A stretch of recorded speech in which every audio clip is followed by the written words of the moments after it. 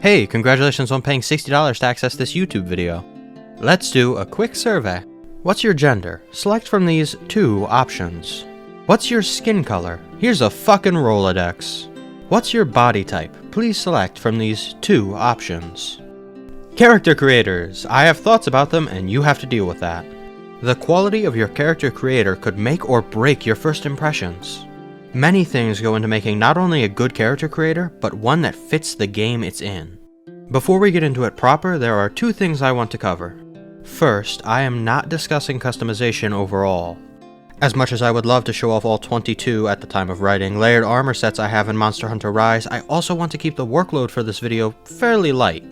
That also means that Pokémon is disqualified. While it gets a very disappointed finger waggle for reducing its customization in later games, it ultimately does not have a character creator. You just choose a base to customize later. Also, I know there is a large subsection of you who use character creators to make fucked up abominations. This video? Not for you. Please accept this coloring sheet of Shrek in the meantime. Enjoy! After a lore-rich, vague opening cutscene, Elden Ring throws you neck-deep into an extremely complex character creator. When I played Elden Ring to gather footage for a video, I created a new character for that video, who was barely seen in the video because Elden Ring doesn't let you hide your helmet, come on! Inspired by the oppressive atmosphere the game presented me in the opening, I sought to make a character who seemed more suited to such an environment. I wanted to keep my pink hair, but decided to make it much duller and mix in a bit of gray.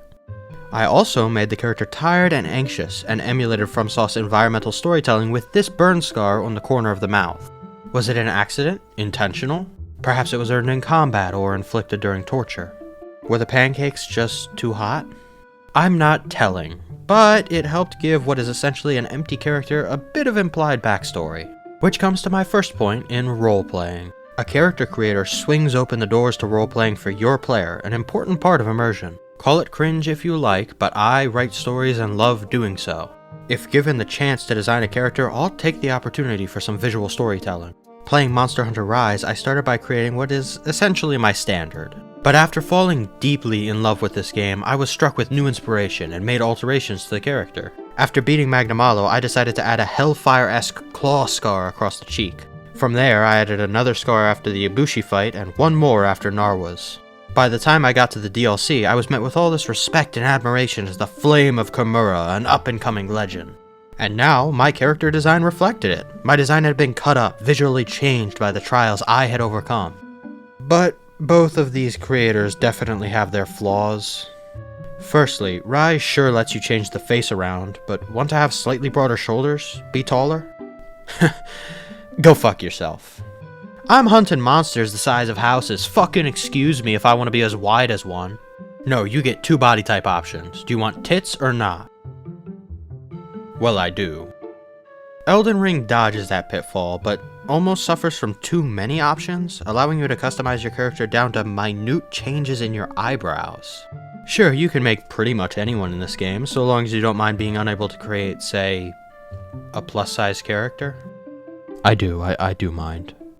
If you want to talk about role-playing, you have to discuss self-inserts. A bad thing in writing, but much more acceptable in gaming. And, you know, I can't imagine it feels nice to face game after game that won't allow you to represent yourself as you are. Not really my place to take a stand here, but it is a shortcoming of all too many character creators, and I feel it needs to be pointed out. So we've talked about a character creator with lots of options. What about the opposite side of that spectrum? To talk about that, we've gotta talk about Monster Hunter again. Monster Hunter Stories 2 has fewer options, but it maintains quality by putting its energy in the right places. Instead of a billion sliders to customize eyes, ears, nose, and everything else, it gives a nice selection of choices.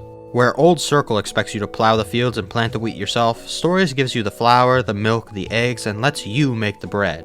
It's almost a struggle to create something bad looking. Everything you make is unified by the art style. Big fan, by the way.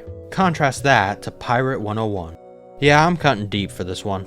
My first MMORPG, I jumped from this to Final Fantasy XIV, and its character creator is a complete mess. I don't necessarily blame this game. It's much older than the other examples in this video, so far. but that certainly doesn't excuse it either. Pick a face, pick your hair, pick some colors, pick a coat. This is so remarkably bland. You've got a handful of generic options for each. And your name? Can't even type one yourself. Spin these tumblers until you find some words that don't sound awful. You can try to excuse this. Say this is a children's game, which it is, but most children would love to have something like Stories Creator. It does have one saving grace, letting you actually select details of your background. Although as far as I know, no one references this.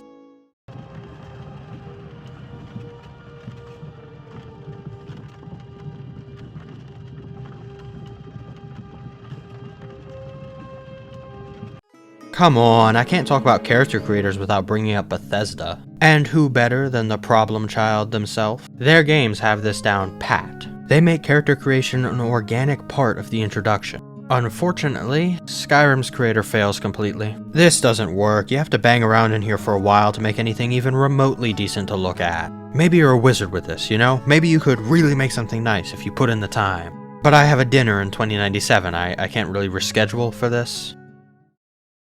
Character creators can be difficult to do right. I don't think there's a game in existence that has truly perfected them. If you make the choice to include a character creator, you do have the obligation to give your player good options for making their avatar.